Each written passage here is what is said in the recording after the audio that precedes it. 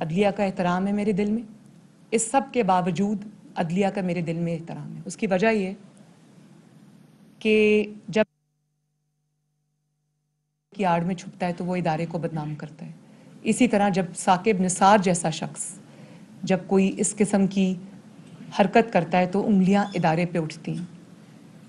मैं और अदलिया में बहुत, जिस तरह पाकिस्तान के आर्म्ड फोर्सेस में बहुत प्रोफेशनल मुहिब्बे वतन अफसरान हैं जो मुल्क के लिए काम करते हैं, अपनी जिम्मेदारियों को अपनी आईनी हदूद तक महदूद रखते हैं और हम उनकी कदर करते हैं।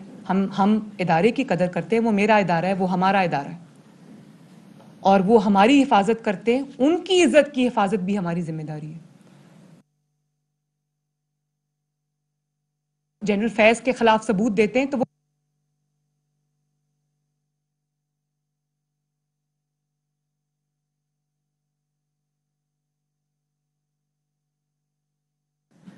मैं अदलिया से गुजारिश करती हूँ कि साकिब निसार साहब के गुनाहों का और वो लोग जो पनामा में शामिल थे उनके गुनाहों का बोझ अदलिया ना उठाए। वो साकिब निसार जो कि हर तरह से इबरत के निशान बन चुके हैं, जिसका सच सामने आ चुका है, मैं ये अदलिया से गुजारिश करती हूँ कि उसका बोझ ये अदलिया ना उठाए। हम बतौर जमात और हम बतौर पाकिस्तानी अदलिया को किसी भी शक व शुबा और तनकीद से बालातर देखना चाहते हैं, क्योंकि हम ये जानते हैं कि ये मुल्क हमारा है, ये हमारा बहुत ही प्यारा वतन है और इस वतन में तब तक ये वतन कभी आगे नहीं बढ़ सकता, ये मुल्क कभी आगे नहीं बढ़ सकता जब हमारे पास एक ऐसी अदलिया मौजूद ना हो जो तनकीद से और शक व शुबा से बालातर हो। तो जो नुकसान अदलिया को साकिब निसार जैसे जजेस ने पहुंचाया, अदल को जो नुकसान पहुंचाया, जो इम्प्रेशन क्रिएट हुआ, हम नहीं चाहते कि साकिब निसार के दामन पर जो छींटे हैं वो आज अदलिया के किसी भी जज के दामन पर वो छींटे नजर आए। साकिब निसार शायद आज ना बता सकें कि किसने उनको ये सब करने में मजबूर किया था, लेकिन इसमें बहुत सारे लोगों के लिए इबरत है। उसकी वजह यह है कि जिन्होंने उनको मजबूर किया वो तो आज भी पर्दे के पीछे हैं, वो नजर नहीं आ रहे, लेकिन चेहरा साकिब निसार साहब का दागदार हो रहा है। तो ये हमारी अदलिया को भी देखना पड़ेगा कि दबाव में लाने वाले और ये फैसले कराने वाले तो हमेशा बेचेहरा रहते हैं, लेकिन चेहरा जिसका सामने आता है वो हमारे मुअज़्ज़ज़ जज साहिबान हैं। तो इस कॉन्स्पिरेसी से जो कि जिसका पूरा कच्चा छट्ठा अवाम के सामने आ चुका है, मैं अदलिया से गुजारिश करूंगी कि इससे अपने आप को बिल्कुल अलहदा कर लें और मैं ये भी समझती हूँ कि बतौर सियासी जमात अवाम के जो हम रिप्रेजेंटेटिव्स हैं, हमारा ये फ़र्ज़ है, ये हमारे फ़राइज़ में, हमारी ज़िम्मेदारियों में शामिल है कि अदलिया के वक़ार को हम बचाएं, अदलिया के वक़ार को दागदार ना होने दें। और अदलिया उन 3 से 4 अफराद के गिरोह का नाम नहीं है जो पनामा साजिश में शामिल थे। अदलिया बहुत बड़ी है और अदलिया को अपने आप को इससे ऊपर रखना चाहिए। जितना इस चीज़ की सपोर्ट में वो होगा उतना मुश्किलात जो हैं वो बढ़ेंगी और हम वो नहीं चाहते। हम मामलात को एक सर्टन पॉइंट से बियॉन्ड नहीं लेके जाना चाहते। तो मेरी आप सबसे ये गुजारिश है कि जो आखिर में मुझे याद आ गया, वैसे खोसा साहब ने पनामा फैसले में लिखा था कि behind every fortune there is a crime. तो मैं ये कहना चाहती हूँ कि बिहाइंड 2018 इलेक्शंस पॉलिटिकल फॉर्चून जो क्राइम था वो पूरी दुनिया के सामने आज वो जो साजिश थी जो कि गुनाह भी था, क्राइम का नाम भी दिया जा सकता है, वो आज पूरी दुनिया के सामने। शुक्रिया बहुत बहुत। जी जी मैं इधर ही बैठी हूँ। जी जी फरमाइए। जी जी फरमाइए। आपने ये सारा कुछ बताया, 5 शवाहिद भी आपने पेश किए जी। क्या आप आज खुद किसी अदालत में जाएंगी ये 5 शवाहिद लेकर? वो तो दूसरी जानिब तो उनकी जानिब से तो अभी तक ऐसा कोई अमल नहीं हुआ। दूसरा, आपके पास मेजर ऑप्शन थे इस हुकूमत को। पहले एक बात मैं कर लूँ, जो दूसरा सवाल आप बाद में पूछ लीजिएगा। आपने जो कहा मेरे पास बिल्कुल वो शवाहिद मौजूद हैं, वो मेरे पास हैं, मेरे वकला के पास है, मेरे वकला की टीम उसको देख रही है। और पहले तो मेरी अपील यही है अदलिया से, मुअज़्ज़िज़ जज साहिबान से, कि इस बात का, क्योंकि उंगलियां उन पर उठी हैं, ठीक है केस हमारा है, लेकिन ये सिर्फ नवाज़ शरीफ का केस नहीं है, ये सिर्फ मरियम नवाज़ का केस नहीं है, शाहिद खाकान अब्बासी साहब का, ये एहसन इकबाल साहब का केस नहीं है, या शहबाज शरीफ साहब का केस नहीं है, ये पूरी कौम का केस है। क्योंकि इस साजिश के नतीजे में जिस शख्स को आपने लाके मसनदे इक़्तिदार पे बिठाया, उस शख्स ने 22 करोड़ अवाम की ज़िंदगी, उनका जीना दोभर कर दिया। उनके मसाइल का, जिसमें महंगाई, लाकानूनियत, जिसके अंदर पाकिस्तान की बदनामी, जिसमें इदारों को तबाह करना शामिल है, उस सब का ज़िम्मेदार इमरान खान है। तो ये सिर्फ अब मुस्लिम लीग नून की स्टोरी नहीं है, ये पूरे कौम की जो मसाइल हैं, ये अब उसकी अक्कासी करता है। तो ये पूरी कौम का मसला है। तो इस कौमी मसले को, या एक इतना बड़ा इशू उठ गया है, तो मैं ये, पहले तो सुओ मोटो हमारे वक्त में तो फ़ौरन लिया जाता था और अदालतों में बुला लिया जाता था, हम पेश भी हुए। तो मैं पहले तो ये मौका दूंगी अदालतों को कि वो खुद जो उंगलियां उठी हैं आज अदलिया पर या इदारे पर, उसको आगे बढ़कर खुद उसको, उस धब्बे को धोएं। और जब वो खुद ये धब्बा धोएंगे तो उनकी इज्जत में, उनके वकार में इजाफा होगा। बाकी रही मेरी बात, तो मेरे पास ये सब कुछ मौजूद है। अगर मैंने जिस मौके पे भी मुनासिब समझा इसको अपनी एप्लीकेशन का, अपने केस का हिस्सा बनाना, तो मैं ज़रूर बनाऊंगी। लेकिन पहले जब हम ये चीज़ें कोर्ट लेके गए हैं तो हमें नाइंसाफ़ी का सामना करना पड़ा है, जो कि बहुत बुरी बात है। लेकिन अब मैं वो रोना नहीं धोना चाहती। अब जजेस के पास एक मौका आया अल्लाह ताला की तरफ से, तो वो अपने जो ये इसको दुरुस्त करें तो उनकी इज्जत में इजाफा होगा। जी शाकिर साहब, जिसने कंपनी ने उस ट्रांसलेट किया उसका, उन्होंने कहा कि मैं पाकिस्तान से कंपनी में कॉल्स आ रही है और हजारों मैसेज आ रहे हैं जिसमें कहा गया कि रिपोर्ट को बदला जाए। इस पर कमेंट करते हैं। दूसरा एक ऑडियो, एक मिनट आप मुख्तलिफ चैनल्स के नाम लेकर उनको इख्तियारात रोकने का, थैंक यू। लेकिन मैं ये नहीं कह रही कि वो जोड़ के बनाई हुई है या वो मेरी आवाज़ नहीं, वो मेरी आवाज़ है। अच्छा, दूसरी बात क्या की आपने? दूसरी जो, एक सेकेंड, और जो दूसरी बात आपने कही वो ये है कि उनको हज़ारों फ़ोन कॉल्स जा रहे हैं और उनको मैसेजेस जा रहे हैं। तो जाहिर है जब ऊंट पहाड़ के नीचे आएगा, जब आपके पोल खुलने लगेंगे तो फ्रैंटिक कॉल्स इसी तरह की जाती हैं, घबरा के, पैनिक में, यही कुछ होता है जो हो रहा है। लेकिन उससे रिपोर्ट नहीं बदल जाती। वो कोई पाकिस्तानी कंपनी नहीं है जिसको दबाव के तहत, यहाँ पर तो चीफ जस्टिस जो हैं वो दबाव के तहत फैसले दे जाते हैं, तो इंसाफ का कत्ल कर जाते हैं, जैसे साकिब निसार साहब के ऊपर इल्ज़ाम लगा।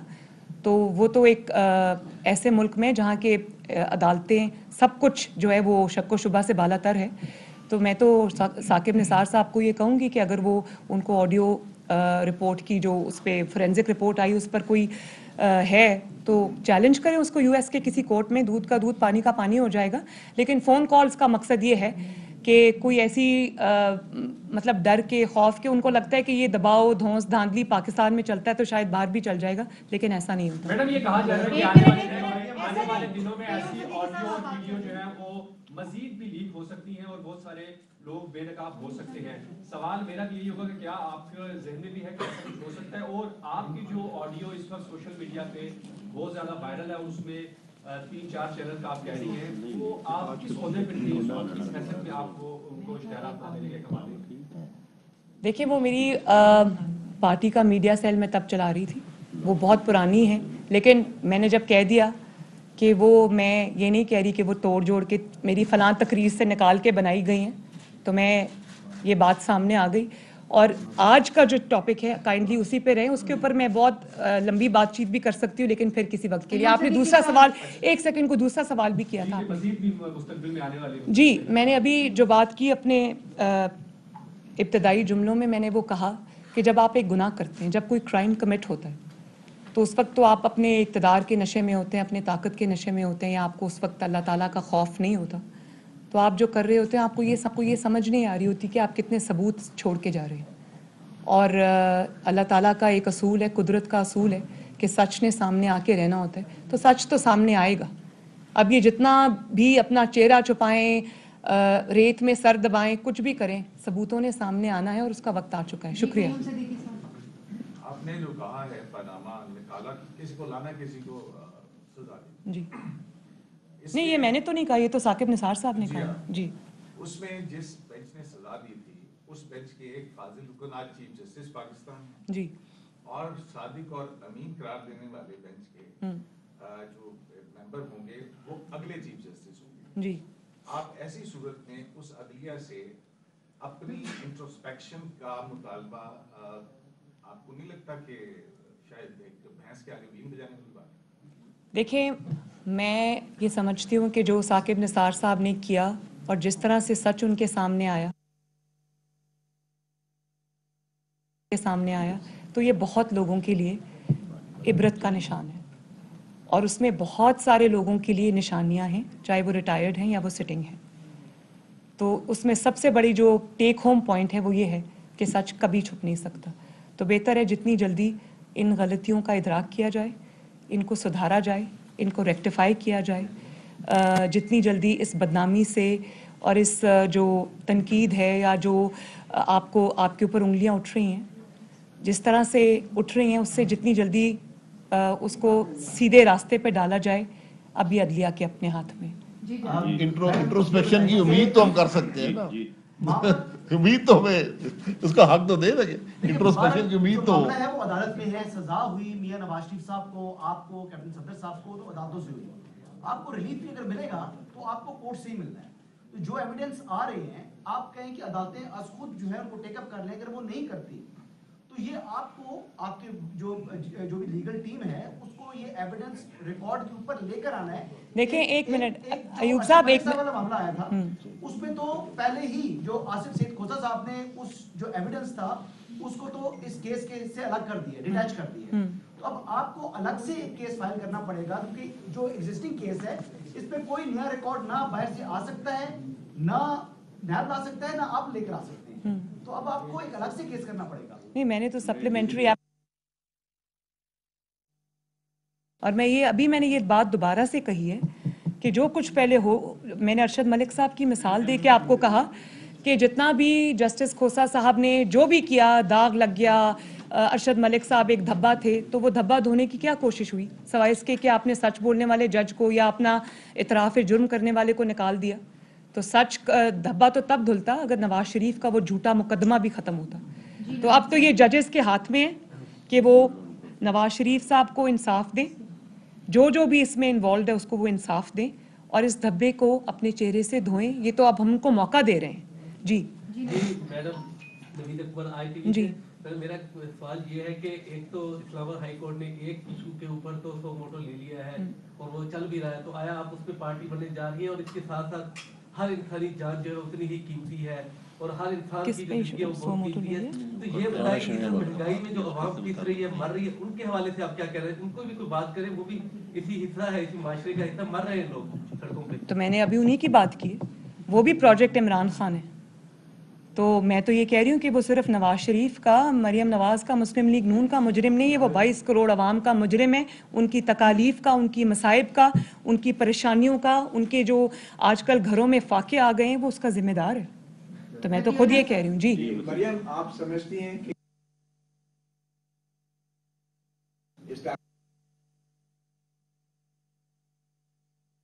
नहीं कर सकते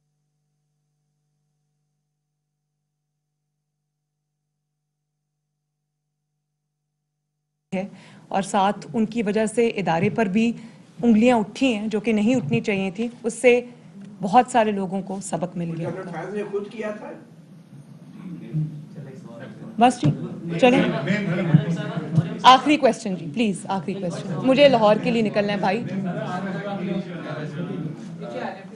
अदालत ने फैसला सुनाया जनरल परवेज मुशर्रफ के खिलाफ जी, और फिर लाहौर हाई कोर्ट की एक बेंच ने उस अदालत को गैर आईनी करार दिया। वो मामला सुप्रीम कोर्ट ऑफ पाकिस्तान में ज़ेर इल्तवा है, लेकिन क्योंकि मुकदमा जो संगीन गद्दारी का था तो मुस्लिम कानून के दौर में चला था और उसके बहुत सारे कॉन्सिक्वेंसेस आपको फेस करना। तो एक तो वो पिटीशन ज़ेर इल्तवा है, दूसरा जो फैजाबाद गन्ना केस का फैसला था उसका रिव्यू जो था वो वक्त पे फाइल नहीं किया गया था। उस वक्त जो पहले फाइल किया गया वो वापस कर लिया गया। वो एक फैसला भी पड़ा हुआ है सुप्रीम कोर्ट के 2 रुकनी बेंच पर जिस पर अभी तक अमल दरामद नहीं हुआ। तो अगर आप इन दो केसेस में मुस्लिम लीग नून क्या समझती है कि इनमें आपको जाना चाहिए ताकि इसमें बहुत सारी वो चीजें जो है वो शायद हल होने की तरफ जाएंगी? देखिए, मैं इसको एक बहुत जनरलाइज टर्म्स में इसका जवाब दे देती हूँ कि इन चीज़ों का फैसला तो होना है। अवामी अदालत में तो ये फैसले हो चुके हैं। अवामी अदालत में ये भी पता है मुजरिम कौन है और मुलजिम कौन है, लेकिन वक्त ने इन चीज़ों का फैसला करना है। और मेरा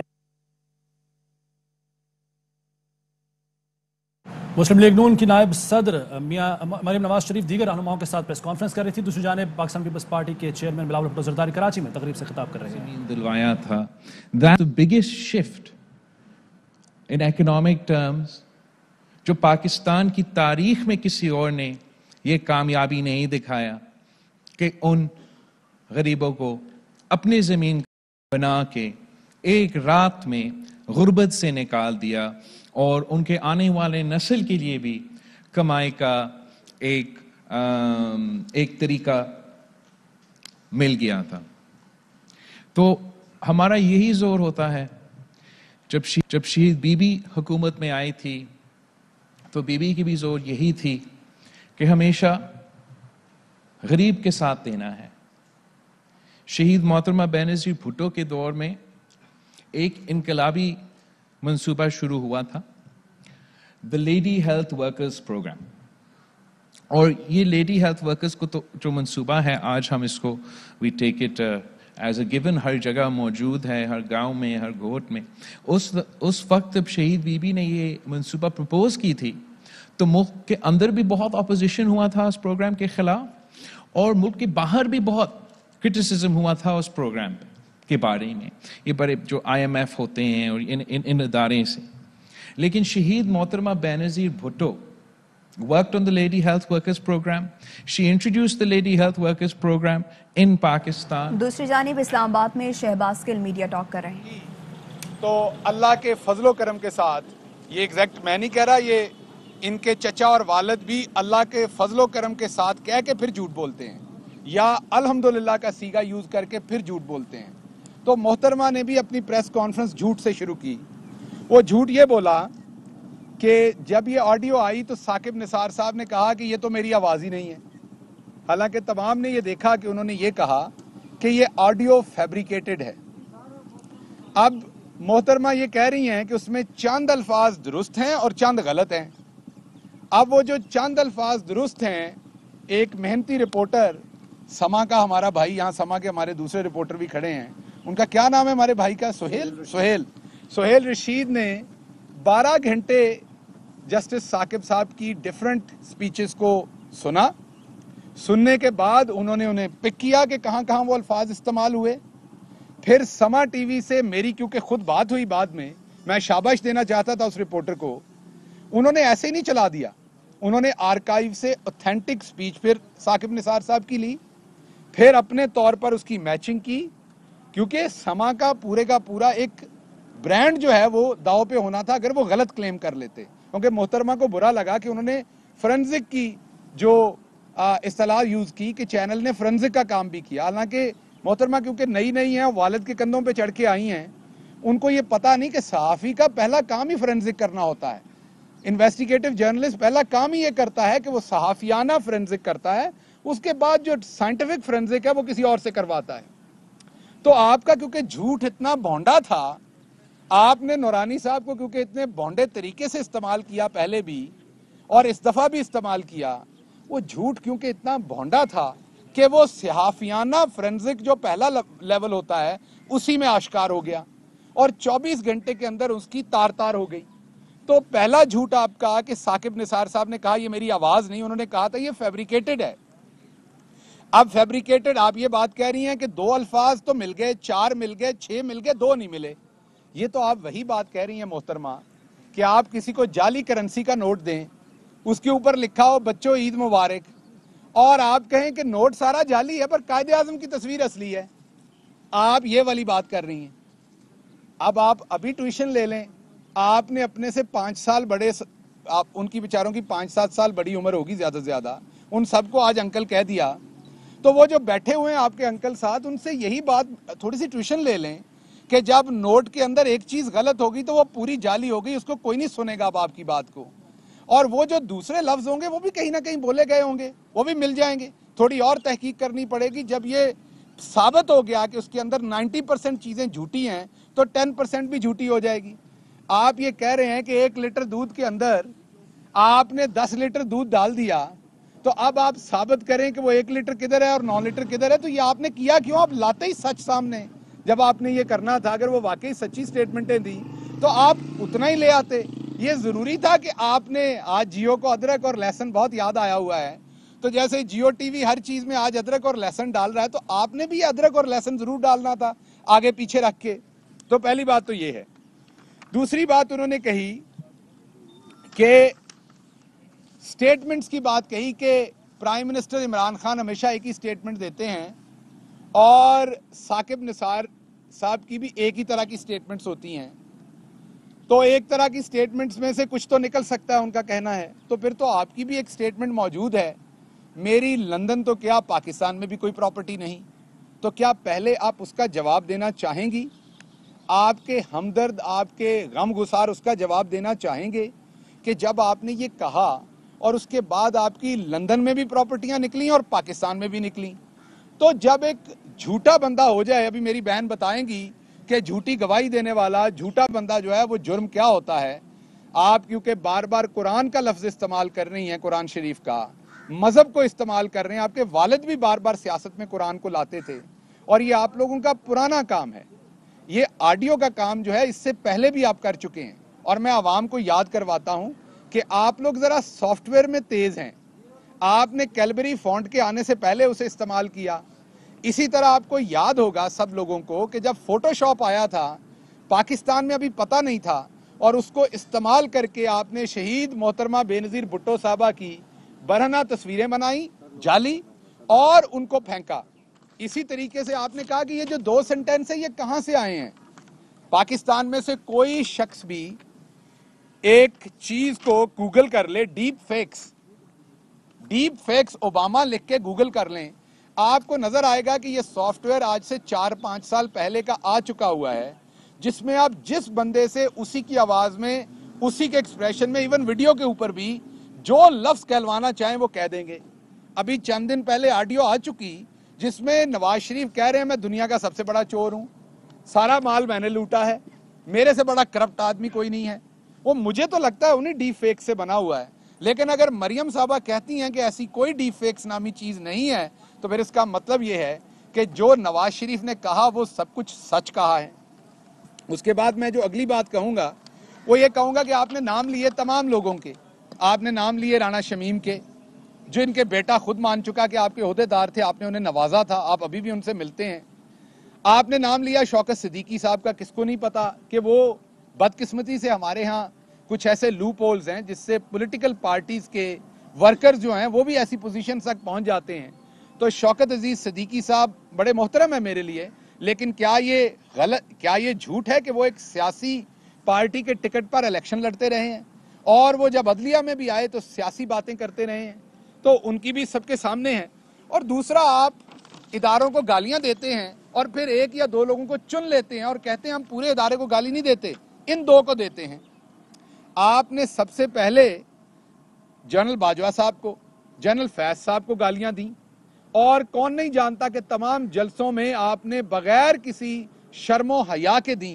और आज आप फिर पिक कर रहे हैं जनरल फैज को और कह रहे हैं वो कुरान पे हलफ दें।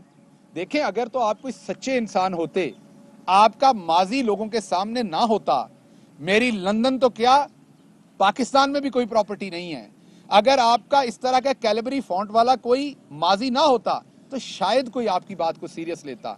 लेकिन एक झूठा शख्स जो खुद सजा ले चुका है, अब एक मुजरमा टेलीविजन पे बैठ के जिस जज ने उसे सजा दी है या जिस जज की किसी ना किसी कार्रवाई के बाद उसे सजा मिली है, वो उस जज के ऊपर कीचड़ उछालने की कोशिश कर रही हैं।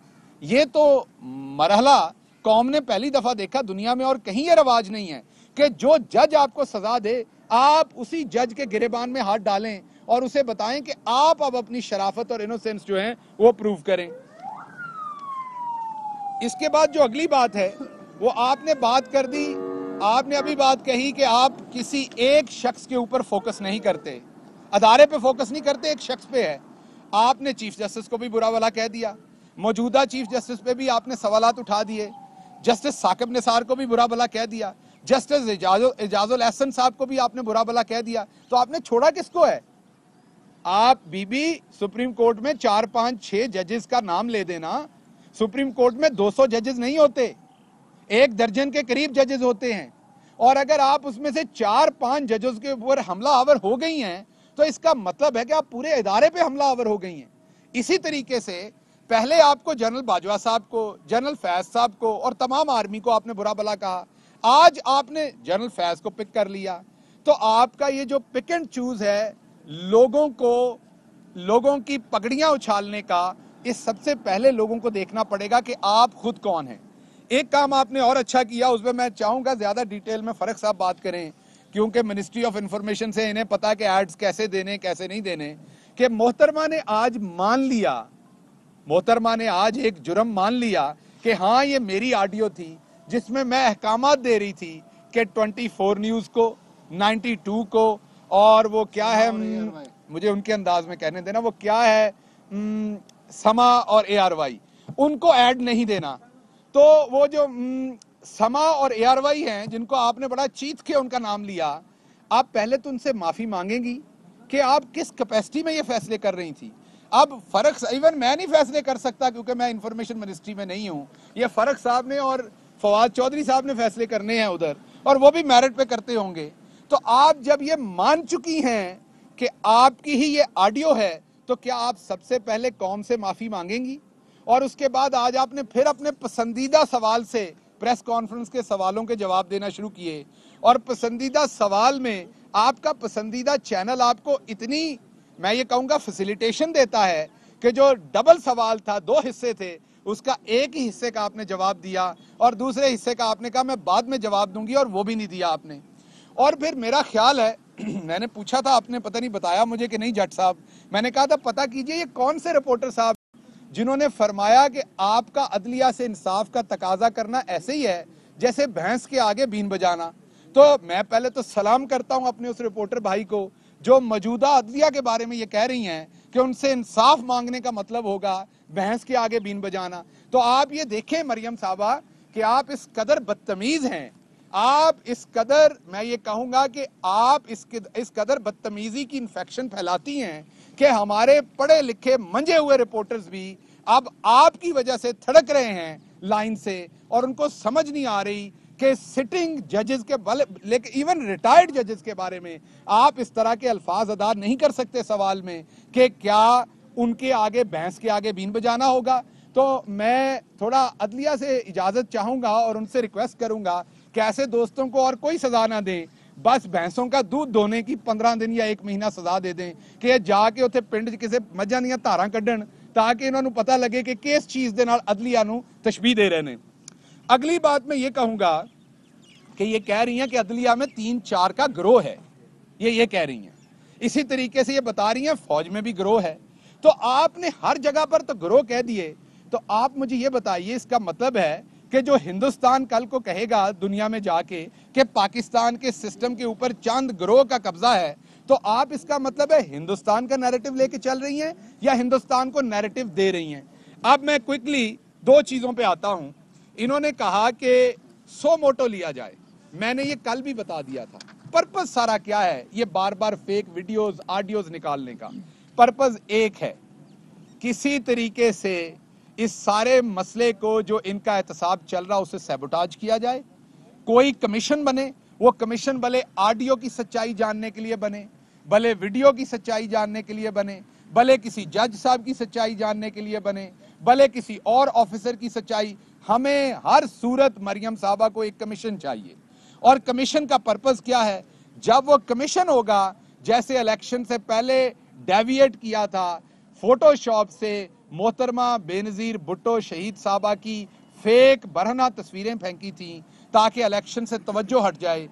जैसे 1997 से पहले जमाइमा साहबा के ऊपर झूठे केस बनाए गए थे, जैसे 2008 और फिर 2013 से पहले पीपल्स पार्टी के साथ झूठी नूरा कुश्ती की लड़ाई की गई थी, ये इनके खानदान का पुराना काम है। ये अब भी ये चाह रही हैं कि किसी तरीके से कमीशन बने, डेविएट हो और कमीशन अपनी इन्वेस्टिगेशन शुरू करे और उसके बाद जो मेन मुकदमा है उस पर इन्हें सजा ना हो, क्योंकि 16 बार इनके वकील जो हैं और ये खुद जो हैं बार बार गलत बयानी करके अदालत से इस मुकदमे में तारीखें लेते रहे हैं। आखिरी बात मैंने ये कहनी है कि ये कह रही हैं कि अदलिया अपने चेहरे से ये धब्बा जो है वो साफ कर ले, मीन ये जो गंदा निशान लगा हुआ है अदलिया के चेहरे पे वो साफ कर ले। ये कौन कह रहा है, आपको याद करना पड़ेगा। तफसीलात फरक साहब शेयर करते हैं। ये कह वो रही हैं जो खुद कैलबरी फॉन्ट में सजा याफ्ता है।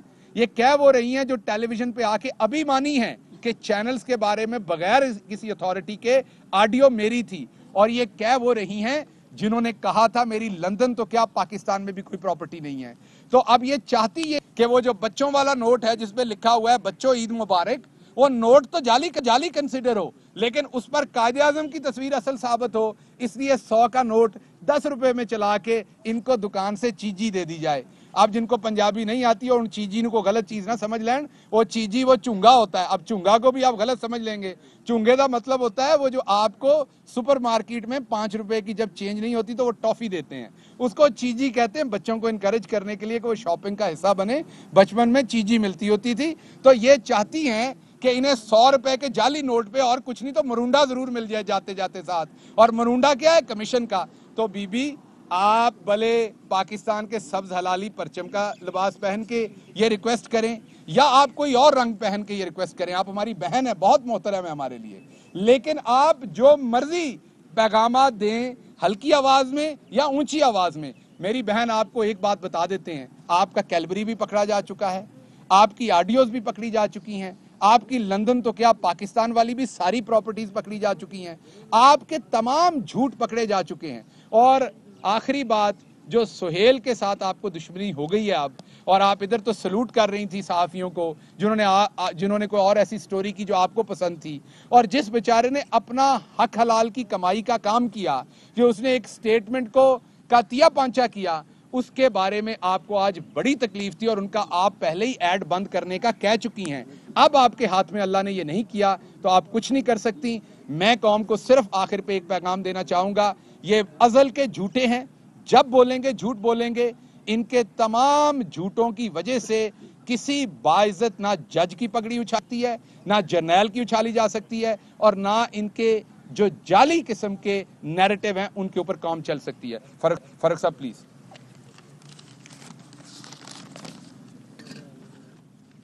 बिस्मिल्लाहिर्रहमानिर्रहीम। जैसा कि आपके इल्म में है कि आज मरियम सफदर साहिबा ने पूरी जो है वो अपनी रामलीला की कहानी जो है वो प्रेस कॉन्फ्रेंस के अंदर बयान की, जिसके अंदर होना तो ये चाहिए था कि आज वो ये बताती कि इस केस को 3 साल 3 माह हो चुके हैं और ये इस्लामाबाद हाई कोर्ट के अंदर जो इनकी अपील पेंडिंग है, यानी मैंने ये पहली बार कोई ऐसा मुजरिम देखा है कि जिसको नैब कोर्ट से सज़ा हुई हो, लोअर कोर्ट से सज़ा हुई हो, और वो अपनी अपील लेकर जाता है अपर कोर्ट के अंदर कि मेरी इस सज़ा के ख़िलाफ़ जो है वो अदालत फ़ैसला करे, और मुजरिम खुद ही जो है वो अपने केस के ऊपर दर्जन से ज़ायद बार जो है वो इल्तवा ले ले। ये समझ से जो है वो बालातर है, क्योंकि कभी आपके वकील की बीमार हो जाते हैं, कभी कमर में दर्द निकल आते हैं, कभी उनके सुप्रीम कोर्ट में केसेस सामने आ जाते हैं। ये वो पाकिस्तान के अंदर एक इल्तवाकार का एक पूरा प्रोसेस है डिलेज का, जिसको आप आगे लेके चलते हैं। और ये कह देना कि पनामा केस में 400 लोगों का नाम आया था, सिर्फ जो है वो फैसला नवाज शरीफ के खिलाफ हुआ, तो उन 400 लोगों में इस मुल्क का 3 बार का वजीर आज़म कौन था? सिर्फ नवाज शरीफ ही था, जिसको इख्तियार हासिल था मुल्क के ख़जाने की लूट मार करने का, उस लूट मार को करके जायदादें बैरून मुल्क लेके जाने का।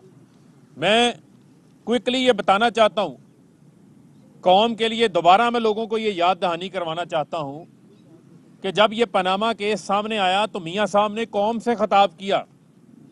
कौम से खिताब के बाद पार्लियामेंट में खिताब किया और पार्लियामेंट में खिताब करते हुए इस बात का झूठ बोला कि हजूर ये हैं वो ज़राए जिन ज़रायों से लंदन के महलात जो हैं वो ख़रीदे गए।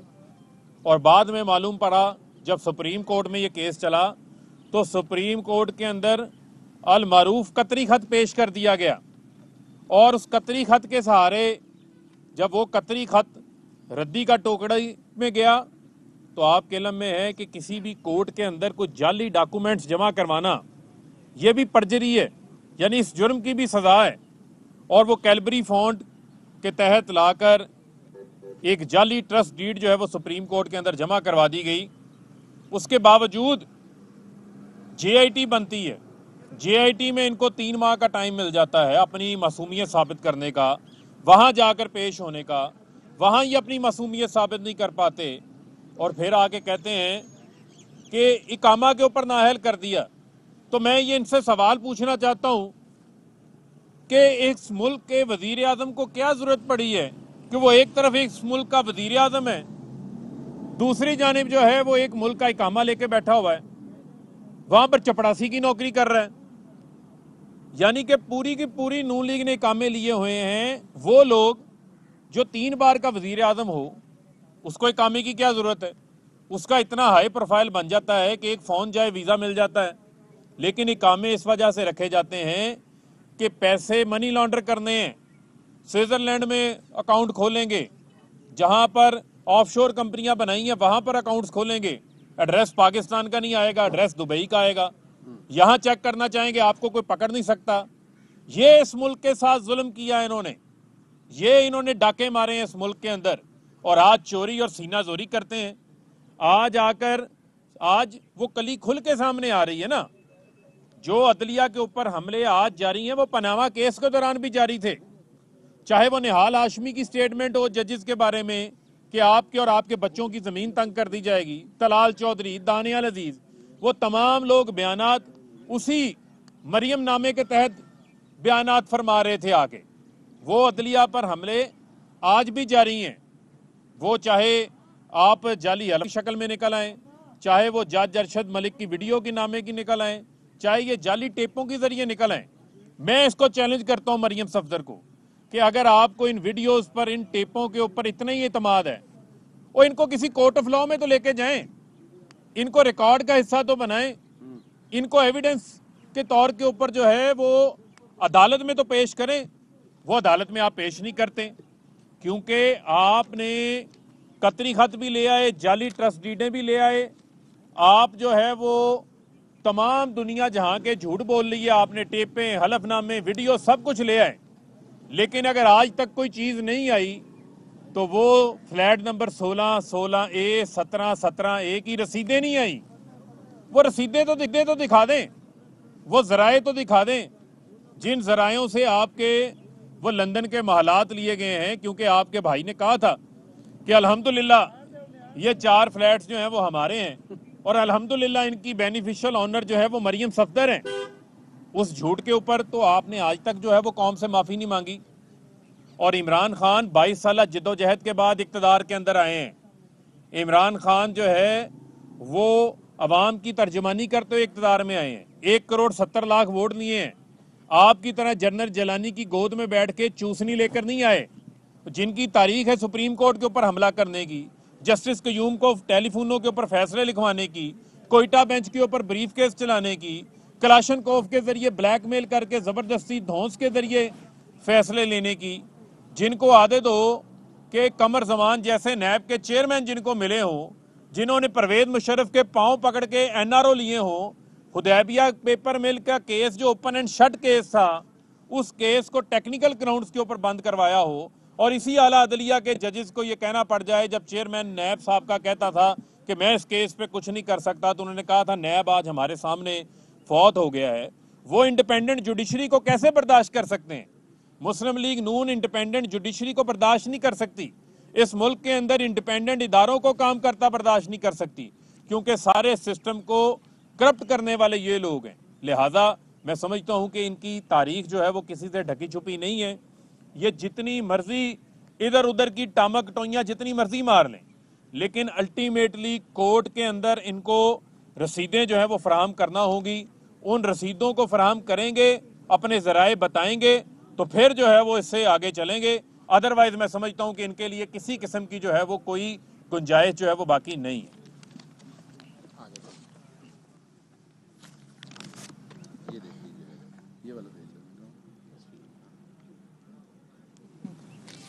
बिस्मिल्लाहिर्रहमानिर्रहीम। आज हमने काफ़ी लंबा भाषण सुना मरियम बीबी का, और जिस तरह बयान फरमाया है शहबाज गिल साहब ने कि वो सबस जोड़ा पहन के तो अल्लाह की तरफ से आज बड़ी नवीदें सुना रही थी। तो सबस जोड़ा पहन के मैं भी अल्लाह की तरफ से कुछ आयात आई हैं वो ज़रा सुना रही हूँ, और ये कोइंसिडेंस नहीं है। मैं तो वाकई पाकिस्तान के परचम को बहुत पसंद करती हूँ और इज़्ज़त के साथ पहनती हूँ। तो झूठी गवाही के बारे में और झूठ के बारे में बयान है कि हज़रत इमाम मोहम्मद बाकर अलैहिस्सलाम का इरशाद है कि जब कोई शख्स किसी मुसलमान आदमी का माल इससे छीन लेने के लिए झूठी गवाही देता है तो खुदा उसी वक्त इस झूठी गवाही देने वाले के लिए सख्त शोलों वाली आग का अजाब लिख देता है। इसके साथ साथ वो फरमाते हैं, हज़रत रसूल अकरम सल्लल्लाहु अलैहि वसल्लम ने फरमाया कि हाकिम के सामने झूठी गवाही देने वाले की गवाही अभी पूरी भी नहीं होती कि इसका ठिकाना जहन्नुम में तय पा जाता है। और इसके साथ साथ कुरान पाक में एक जगह जिक्र है कि झूठी गवाही जो है उसका गुनाह उतना ही है जितना कि शिर्क करने का गुनाह है। तो मैं समझती हूँ कि मरियम बीबी को कभी कभी ये चीज़ें लेनी चाहिए और खौफ खुदा भी रखना चाहिए। अब फ़ारूक हबीब साहब ने, शहबाज गिल साहब ने बहुत बयान किया इख्तिसार के साथ, मैं थोड़ा सा उसमें ऐड कर दूँ कि सब ने सुना लंदन तो क्या पाकिस्तान में भी मेरी जायदादें नहीं हैं। ये पता नहीं आप लोग कहाँ से मेरी और मेरे भाइयों की जायदादें ढूंढ कर ले आते हैं। तो बाद में पता ये चला कि जाती उम्रा की जितनी जायदाद है वो सारी माशाल्लाह कब्जे की जायदाद है। और भाइयों ने अल्हम्दुलिल्लाह कह के वो वाले फ्लैट्स भी मान लिए जो पनामा 1 में निकले थे। मेफेयर के 4 अपार्टमेंट जिसकी बेनिफिशरी ओनर यही हैं जो कहती हैं कि मेरी तो कोई जायदादें नहीं। फिर उन्होंने कहा कि नहीं, आपको पता है हमारे दादा तो वो पाकिस्तान के पहले अरबपति थे जिनके नाम से ये जायदादें मेरे भाइयों को और मुझे ट्रांसफ़र हुई हैं। जबकि उन्हीं के सगे चचा ने असेंबली में खड़े होकर कहा कि मुझे फ़ख्र है कि मैं एक मजदूर का बेटा हूँ, मेरा बाप बहुत गरीब आदमी था। तो क्या ये खुला तजाद नहीं है? दूसरी बात जो मैं सबसे ज़्यादा यहाँ पे कहना चाहती हूँ, जो फ़ारूक साहब ने भी कहा, तमाम वीडियोस के बारे में उन्होंने कहा कि ये अल्लाह की तरफ से आ रही हैं। तो जी माशाल्लाह मुस्लिम लीग नून बहुत कामयाब है ये ऑर्केस्ट्रा करने में और इस तरह की शतुंगड़ियाँ छोड़ने में, और हर बुराई के पीछे से ये निकलते हैं। ये जिस तरह इनके वालिद साहब ने सुप्रीम कोर्ट पे डंडे सोटों के साथ हमला करवाया था और ख़ुद उसमें शामिल थे, आज मरियम बीबी उसी को ही री इनेक्ट कर रही हैं जो इस तरह की लंबी लंबी कॉन्फ्रेंसेस करती हैं। कल शाहिद खान अब्बासी साहब ने फरमान जारी किया कि शमीम साहब ने जो एफिडेविट दिया है, जो कि अब मामला सब जुडिस है, अगर वो डिसाइड होता है तो शमीम साहब जाने और कोर्ट जाने। दूसरी तरफ अहमद नूरानी साहब ने जो वीडियो लीक की है, अगर उसके मामले में कुछ होता है तो वो जाने और कोर्ट जाने। मुस्लिम लीग नून का इससे क्या लेना देना। और आज मरियम बीबी जो वाइस प्रेसिडेंट हैं मुस्लिम लीग नून की, लेकिन असल में रूए रवा वही समझी जाती हैं, उन्होंने बैठ के इस सारे मामले को ऑन कर लिया है और उन्होंने इस चीज़ को बयान कर दिया है कि ये जो वीडियो मार्केट में नए सिरे से लाई गई है, इसकी भी बेनिफिशरी ओनर जो है वो मरियम नवाज शरीफ साहिबा हैं। अरशद मलिक साहब का बहुत जिक्र हुआ। मैं 2-3 सवाल आज रख रही हूँ। हर दफ़ा उनकी वीडियो के बारे में बात होती है। सवाल ये है कि वीडियो टेप करने वाला तो इनका बंदा था, और जज अरशद मलिक साहब को जाती उम्रा में नवाज शरीफ के सामने पेश क्यों किया गया? वहाँ पे वो क्या कह रहे थे? क्या हाजिर खिदमत होके कह रहे थे? क्या वही जस्टिस कयूम साहब वाला काम चल रहा था? जस्टिस कयूम के बारे में इनके स्पोक्सपर्सन कल से आके कह रहे हैं कि आपको पता है जी वो तो मामला सेट असाइड हो गया था। सवाल ये कि अल राशि वल मुर्तशी किलाहुमा फिन नार, रिश्वत देने वाला लेने वाला दोनों जहन्नुमी है। तो वो मियाँ मोहम्मद शहबाज शरीफ साहब जो फ़ोन पे डिक्टेशन लिखवा रहे थे, उनके बारे में क्या नोटिस लिया गया? तो मामला सारा वही है जो दोनों ने बयान किया कि जब अपनी मर्जी की डिक्टेशनें ना हो तो फिर ये अदालतों पे चढ़ दौड़ते हैं।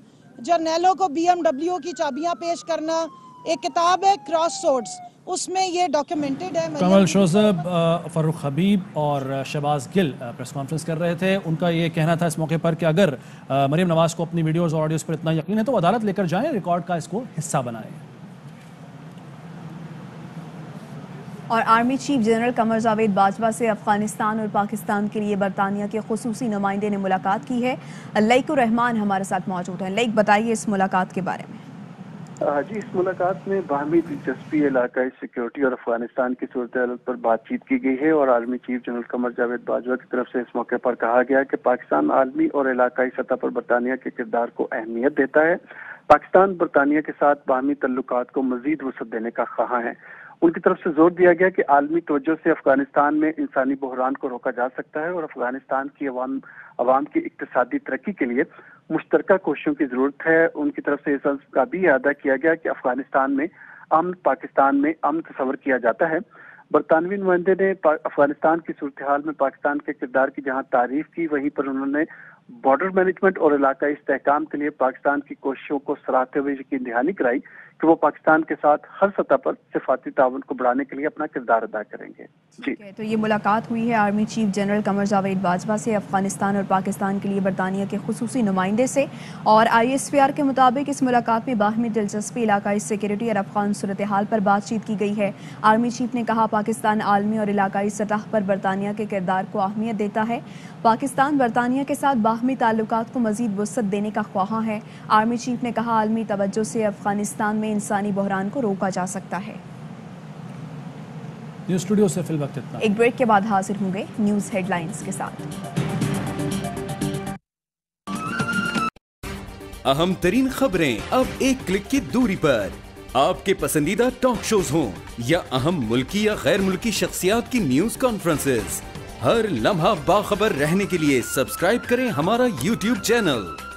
मौसम की सूरत हाल हो या खेल के मैदान से खबरें, अपने मोबाइल फोन से मुल्की और बैनुल-अक़वामी अहम खबरों तक रसाई के लिए डाउनलोड कीजिए मोबाइल ऐप। बावसूख ज़राए से मुसद्दिका खबरों, तज्ज़ियों और तबसरों से मुस्तफ़ीद होने के लिए विजिट कीजिए पाकिस्तान की सबसे बड़ी न्यूज वेबसाइट www.arYnews.tv। इन सब के अलावा पाकिस्तान का सबसे बड़ा फेसबुक पेज हो, सबसे बड़ा न्यूज इंस्टाग्राम अकाउंट या फिर ट्विटर, ARY न्यूज पहुंचा रहा है खबरें सबसे पहले आप तक, ताकि आप रहें हर लम्हा बाखबर।